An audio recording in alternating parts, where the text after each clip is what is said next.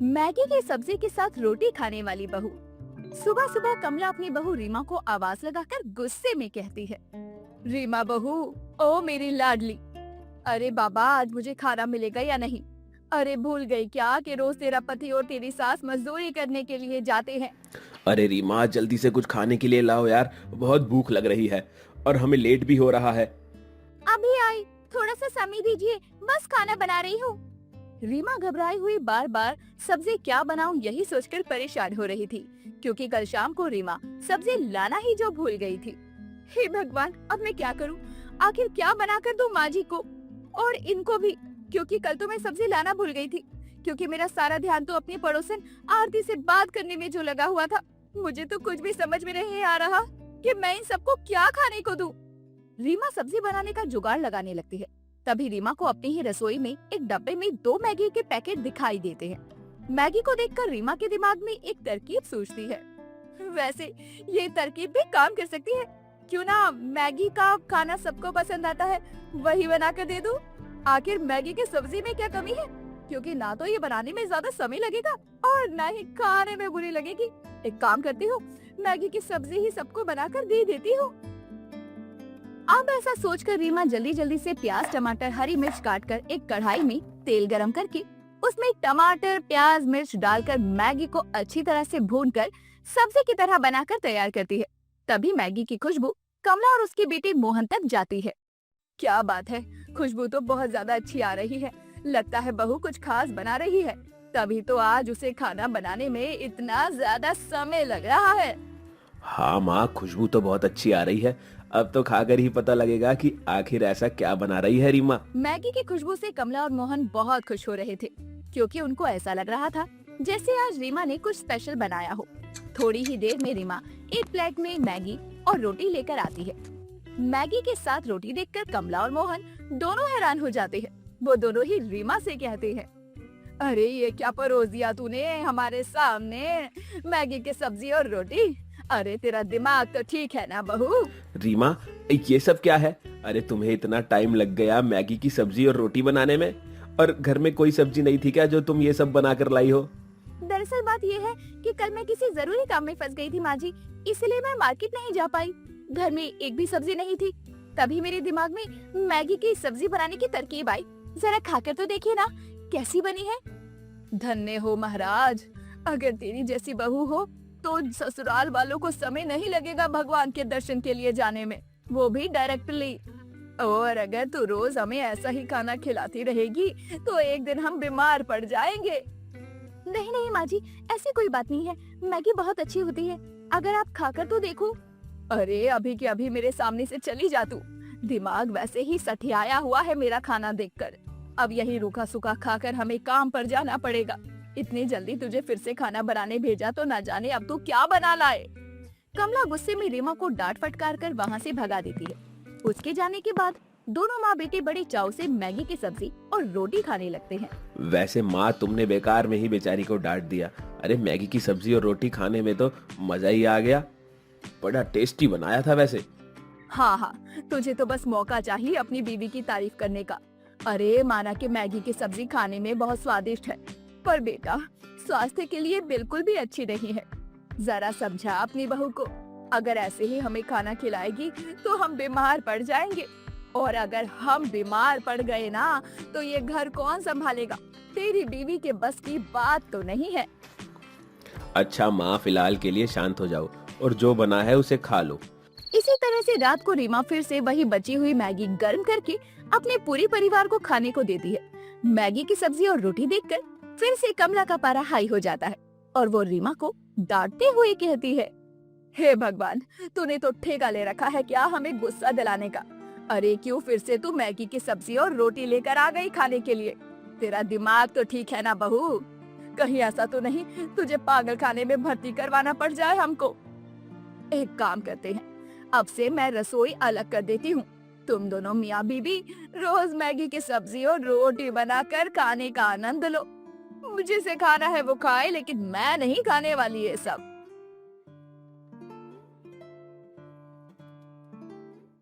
मोहन के मुंह से अपनी तारीफ सुनकर रीमा मन ही मन खुशी से नाच उठती है। इसी तरह से अब रीमा आए दिन मैगी की सब्जी और गर्मा गर्म रोटी बनाकर खाया करती। ये देखकर सास को रीमा पर बहुत गुस्सा आता, लेकिन वो चाहकर भी रीमा से कुछ नहीं कहती। इसी तरह से एक दिन कमला रीमा से कहती है, रीमा, थोड़ी ही देर में मेरी बहन सुषमा और बबीता आने वाली हैं, तो जल्दी से घर की साफ सफाई कर दे। और हाँ, खाना बनाने के लिए घर में कुछ है भी या नहीं? माँ जी, घर में एक भी सब्जी नहीं है, बस वही टमाटर, प्याज, मिर्च पड़ी हुई है। अच्छा, कोई बात नहीं, थोड़ी ही देर में मेरी बहन आती होगी। मैं बाद में मोहन से क्या सही है दुकान से ये देखकर पनीर मंगवा लूंगी। अच्छा ठीक है, मैं जा रही हूँ, घर की साफ सफाई करनी है। ठीक है, अच्छे से घर साफ करना, तब तक मैं बाकी का काम संभाल लेती हूँ।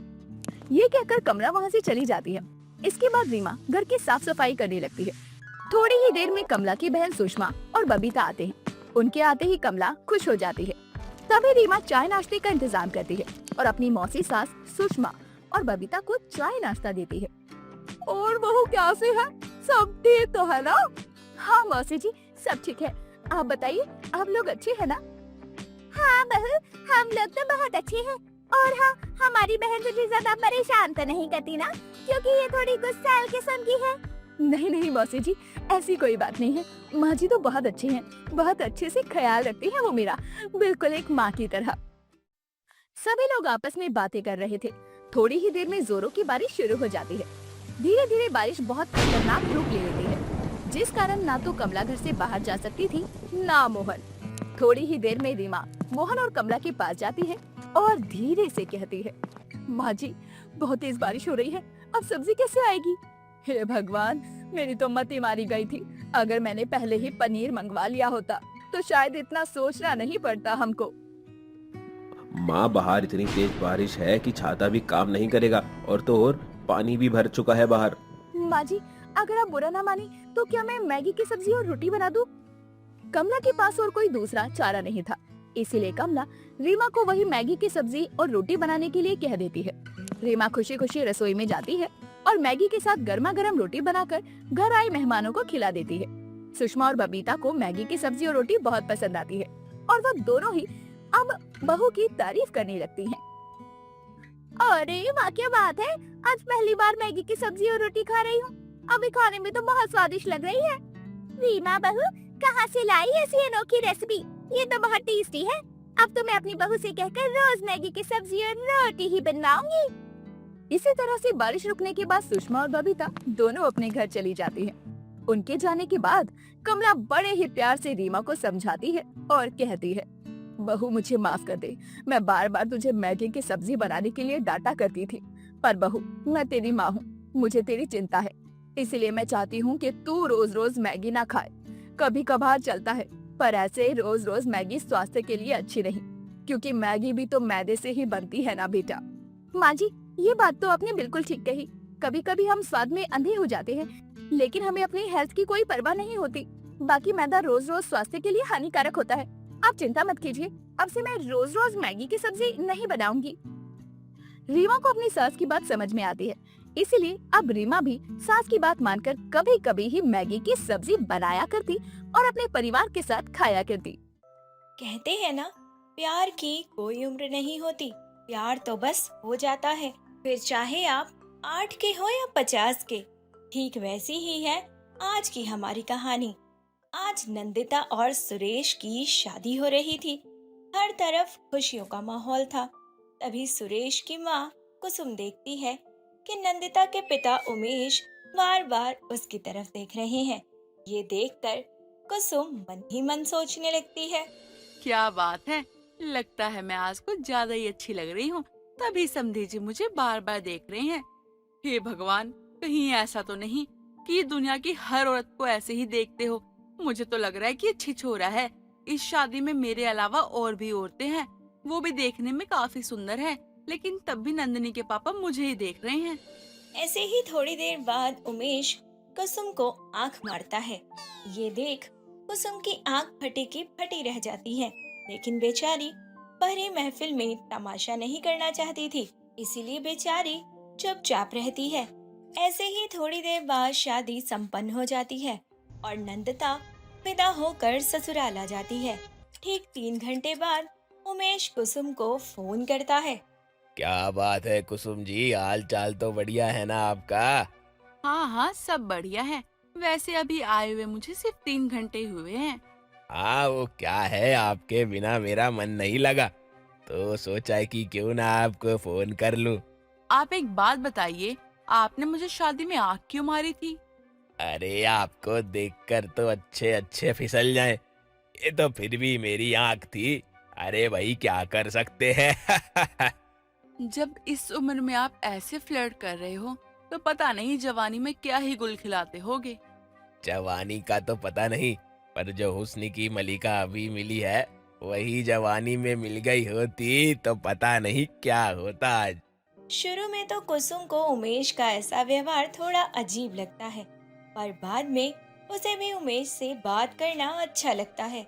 ऐसे ही एक बार की बात है, उमेश सावन के मौके पर अपनी बेटी के ससुराल जाता है, तो वहीं कुसुम सोफे पर बैठी चाय पी रही होती है। उमेश को देखकर कुसुम बोलती है। क्या बात है, आप तो घर भी आ गए, वो भी इतने सारे उपहार लेकर। कुछ खास है क्या आज? ये क्या करूं, लड़की का बाप हूँ, हर छोटी बड़ी चीज का ख्याल रखना होगा, नहीं तो मेरी बेटी को ससुराल वाले ताने मारेंगे। क्यों? आप भी ना उमेश जी, कैसी बातें करते हैं। आपको पता है ना, मेरी बेटी आपकी बेटी जैसी है और आपकी बेटी मेरी बेटी जैसी है। और हाँ, मेरे अंदर सास वाले कोई गुण नहीं है। मैंने आज तक आपकी बेटी को किसी चीज के लिए बोला नहीं है। अरे हाँ, मैं तो अच्छे से जानता हूँ कि तुम कैसी हो, पर मुझे तो तुमसे मिलने का बहाना चाहिए था। अरे बस बस, कम से कम अपनी उम्र का तो लिहाज करो। इस उम्र में ये सब शोभा नहीं देता है। अरे जब प्यार किया तो डरना क्या? बस बस, प्यार किया तो डरना क्या? तुम जैसे बुढ़े से कौन ही प्यार करेगा। अरे बुढ़े लोग धोखा नहीं देते, धोखा तो जवानों का शब्द है। खैर ये सब छोड़ो, और ये देखो मैं तुम्हारे लिए क्या लेकर आया हूँ। थोड़ी देर बाद उमेश कुसुम को एक गिफ्ट देता है, जिसमें गोल्ड का नेकलेस था। गिफ्ट देखकर कुसुम बहुत खुश होती है। अरे ये क्या, ये तो सोने का हार है। देखने में तो बहुत सुंदर है। वैसे कुछ भी हो उमेश, तुम्हें मेरी पसंद और नापसंद अच्छे से पता है। अरे मर्द अपनी पसंदीदा औरत के लिए सब कुछ कर सकता है। अरे तुम्हारी लंबी लंबी और बड़ी बड़ी बातें सुन के तो मुझे हंसी आती है, पर क्या करूं, अब तो आदत सी हो गई है इन बातों की, और अगर ना सुनो तो मन ही नहीं लगता है। इस तरह से अब आए दिन उमेश और कुसुम दोनों घंटों घंटों फोन पर बात किया करते और साथ घूमते। ऐसे ही एक बार उमेश कुसुम को एक पार्क में ले जाता है, जहां दोनों एक बेंच पर बैठे होते हैं। तभी एक लड़का लड़की उमेश और कुसुम का मजाक बनाते हुए बोलते हैं। अरे वो देखो, पार्क में वो अंकल आंटी भी बैठे हैं। अरे इस उम्र में भी इनका इश्क परवान चढ़ रहा है। अरे मुंह में दांत नहीं है और चल रहे हैं इश्क की गोलियां चखने। आए ना वो बूढ़ा, अरे इस बूढ़े से तो चला भी नहीं जा रहा और ये पार्क में बुढ़िया घुमा रहा है। क्या बात है, कैसे कैसे लोग आ गए दुनिया में। तभी कुसुम उन दोनों की बातें सुन लेती है, जिसके बाद कुसुम को बहुत बुरा लगता है और वो उमेश के साथ घर आ रही होती है। तभी रास्ते में कुसुम उमेश से बोलती है। तुम्हें पता है उमेश, मुझे ऐसा लगता है कि अगर लोगों को पता चलेगा कि हम दोनों कहीं न कहीं एक दूसरे को पसंद करते हैं, तो लोग हमारा खूब मजाक उड़ाएंगे। इसलिए मुझे लगता है कि हम दोनों को एक दूसरे से बातचीत करना बंद कर देना चाहिए और मिलना जुलना भी, ताकि इस वजह से हमारे बच्चों के रिलेशन खराब ना हो। अरे कुसुम, तुम बात को समझने की कोशिश क्यों नहीं करती? तुम्हें क्या लगता है हमारी वजह से हमारे बच्चों का रिलेशन खराब होगा? अरे मुझे अपने बच्चों पर पूरा भरोसा है और वो बहुत समझदार हैं और हमारी बात को जरूर समझेंगे। ऐसे ही हम दोनों अपने अपने घर आ जाते हैं। घर आने के बाद उमेश बार बार कुसुम को फोन कर रहा होता है, लेकिन कुसुम बार बार उमेश का फोन काट रही होती है। अब कुसुम ने उमेश से बात करना पूरे तरीके से बंद कर दिया था। ऐसे ही एक दिन परेशान होकर कुसुम अपने कमरे में बैठी होती है। तभी उमेश उसे फिर से फोन करता है। उमेश, मैंने तुम्हें कितनी बार बोला है कि मुझे आप फोन करना बंद कर दो, क्योंकि मैं नहीं चाहती हमारी वजह से हमारे बच्चों के रिश्ते खराब हो। और तुम तो अच्छे से जानते हो ना, समाज हमें जीने नहीं देगा। लोगों को यही लगेगा कि हम दोनों चरित्रहीन हैं, इसलिए मैं नहीं चाहती कि मेरे ऊपर चरित्रहीन का दाग उठे। देखो, हम दोनों एक दूसरे को पसंद करते हैं और प्यार की भला कोई उम्र होती है क्या? और तुम भी खामखा बाहर वालों की टेंशन लेती हो। हम एक बार अपने बच्चों से बात करते हैं, सब कुछ ठीक होगा। अरे तुम्हारा दिमाग तो ठीक है ना, ऐसी गलती दोबारा मत करना। मैं नहीं चाहती कि मैं अपने बच्चों की नजरों में गिर जाऊं। कुसुम उमेश का फोन काट देती है तो वहीं नंदिता अपनी सास की सारी बातें सुन लेती है और फिर वो अपने कमरे में चली जाती है। और फिर वो अपने कमरे में जाकर अपने पति से इस बारे में बात करती है, जिसके बाद नंदिता और सुरेश मिलकर उमेश और कुसुम को सामने इकट्ठा करते हैं और बोलते हैं, अरे आप लोगों को शर्म नहीं आती क्या ये सब करते हुए? बाहर के लोग आकर मुझे सुनाकर जा रहे हैं कि आप दोनों का चक्कर है। अगर ये बात सच है तो मुझे साफ साफ बता दीजिए, वरना अगर मुझे बाद में पता चला ना तो बहुत गलत हो जाएगा।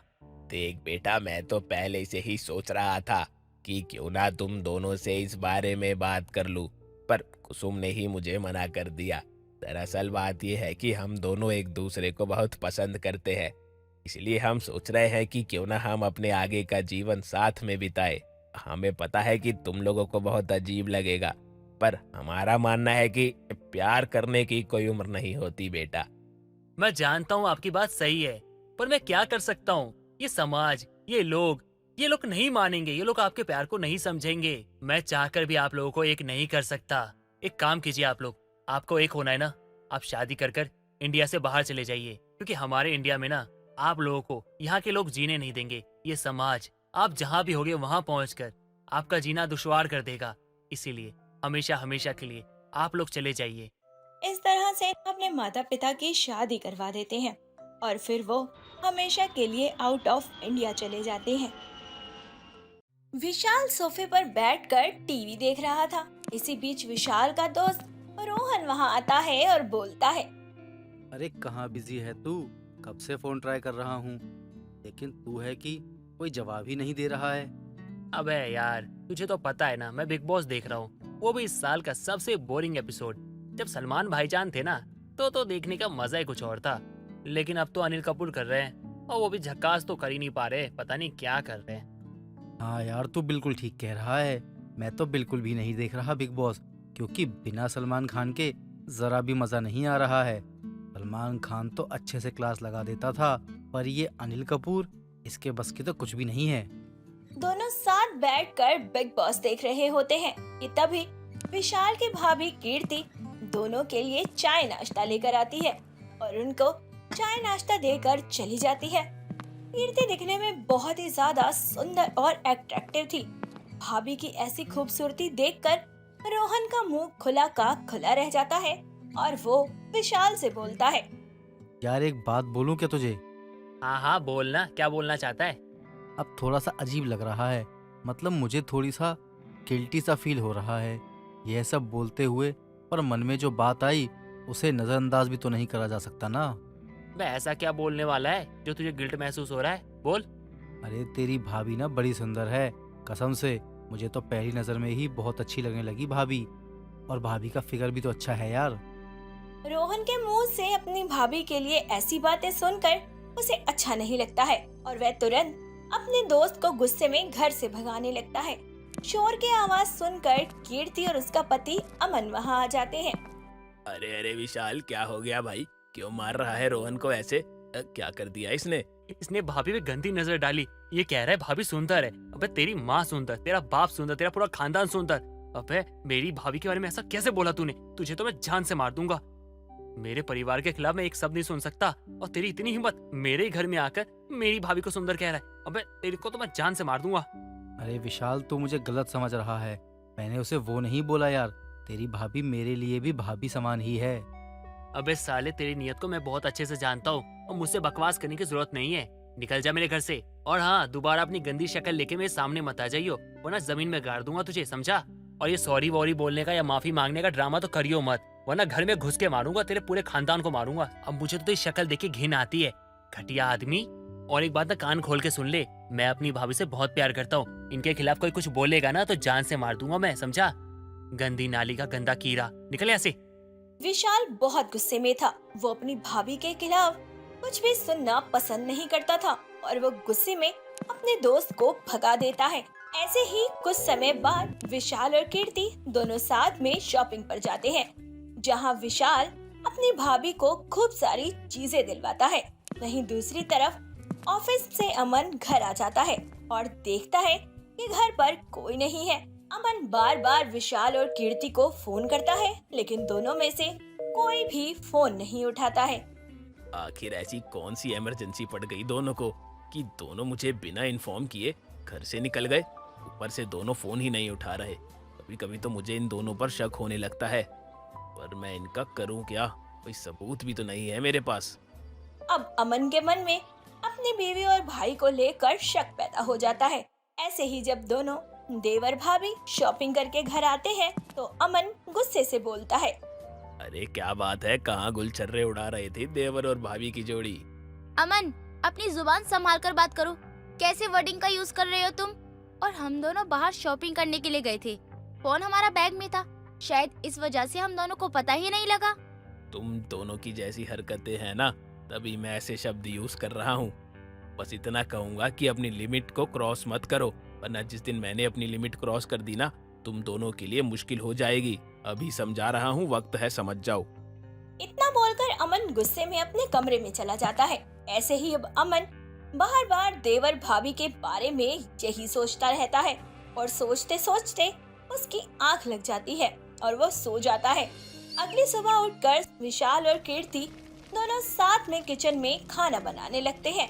ये सब देखकर अमन को बहुत गुस्सा आता है, पर वो चाहकर भी कुछ नहीं कर पाता और अमन बिना खाना खाए ही ऑफिस चला जाता है। अमन के जाने के बाद विशाल और कीर्ति दोनों घर पर अकेले होते हैं। माय डियर प्यारी सी भाभी, भैया तो घर पर है नहीं, तो चलो ना कुछ नॉटी नॉटी हो जाए।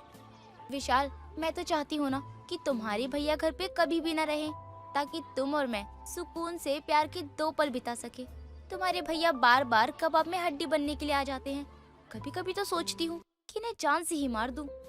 सोचता तो मैं भी यही हूँ भाभी, लेकिन क्या करूँ, भाई है मेरा, भाई को कैसे मार सकता हूँ। लेकिन मुझे जब भी मौका मिलता है ना आपके पास आने का, आपको छूने का, आपको महसूस करने का, उस चीज का फायदा तो मैं उठा ही लेता हूँ।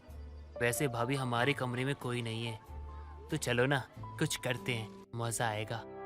दोनों देवर भाभी बेडरूम में जाते हैं और वहां जाकर सुकून भरे प्यार के पल बिताने लगते हैं। तभी अमन की अचानक से आंख खुल जाती है और वो लंबी लंबी सांसें भरते हुए बोलता है, ए भगवान, ये कैसा सपना था? मुझे समझ नहीं आ रहा क्या करूं। इन देवर भाभी पे आज नजर रखनी पड़ेगी। इतना बोलकर अमन उठकर नहा धोकर फ्रेश होकर ऑफिस चला जाता है। इसी दौरान कीर्ति और विशाल दोनों घर पर अकेले होते हैं। विशाल के सिर में बहुत दर्द होता है और वो अपनी भाभी को अपने कमरे में बुलाता है। क्या हो गया विशाल, सब ठीक तो है ना? भाभी सर में बहुत दर्द हो रहा है, मालिश कर दो। कीर्ति अपने देवर के सर में तेल से मालिश करने लगती है।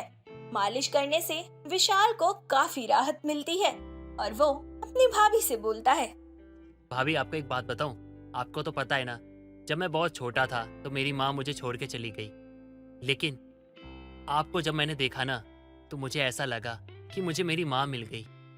मैं आपको भाभी नहीं, मैं अपनी माँ मानता हूँ आपको। मैं हमेशा आपका ध्यान रखता हूँ और आपसे बहुत प्यार करता हूँ, क्योंकि मुझे आप में अपनी माँ दिखती है।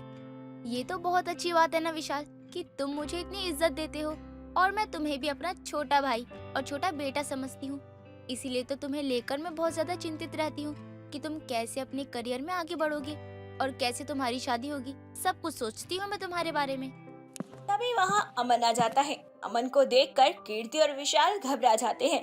दोनों के मन में डर था कि अमन फिर से कुछ गलत न समझ ले। तभी अमन उन दोनों से हाथ जोड़कर माफी मांगते हुए बोलता है, मुझे माफ कर दो।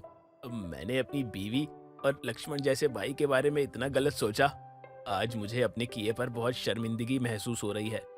मेरा दिमाग खराब हो गया था, पता नहीं क्या हुआ जो मैंने इस रिश्ते पर डाउट करा, और तुम्हारा रिश्ता देखकर तो मेरी आंखों में आंसू आ गए।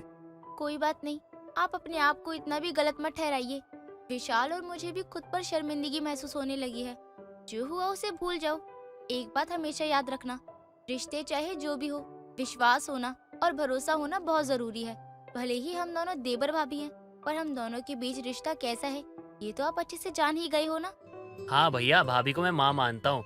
जिस तरह से मैं आपको पिता मानता हूँ ना, उसी तरह से मैं अपनी भाभी को माँ मानता हूँ। उन दोनों की बातों से अमन को खुद पर ही शर्मिंदगी महसूस होती है और वो दोनों से माफी मांगता है। दोनों देवर भाभी अमन को माफ कर देते हैं, जिसके बाद अमन का शक हमेशा के लिए खत्म हो जाता है। दोस्तों, अगर आपको ये कहानी पसंद आई तो इसे लाइक करें, शेयर करें और कमेंट करके बताएं कि कहानी में आपको सबसे अच्छा क्या लगा।